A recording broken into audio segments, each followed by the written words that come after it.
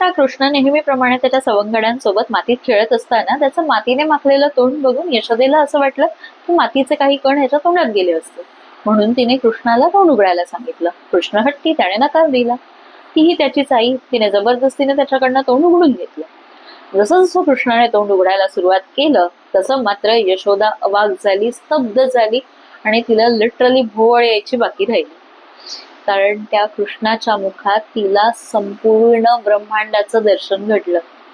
एक सूर्य, त्याच्या भोवती फिरणारे ग्रह, असे अनेक सूर्य, त्या सगळ्यांपासून तयार झालेल्या आकाशगंगा, अशा अनेक आकाशगंगांपासून तयार झालेलं ब्रह्मांड, त्याची व्याप्ती किती मोठी असेल त्याची आपण कल्पनाही करू शकत नाही. ते संपूर्ण ब्रह्मांड त्या कृष्णाच्या मुखामध्ये सामावलेलं होतं. आता ह्याच प्रसंगानंतर आपण पुन्हा राजा ज्योतिषींकडे जाऊ. दुर्योधनाची पत्रिका पाहिल्यानंतर इतका वेळ शांत झालेले राजा ज्योतिषी त्यांनी अखेर आपलं मौन सोडलं. म्हणाले, महाराज मला क्षमा करा.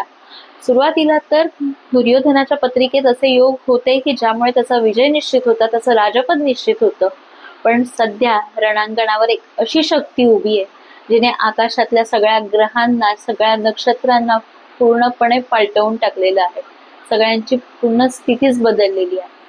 त्याला तुम्ही आणि मी काय करू?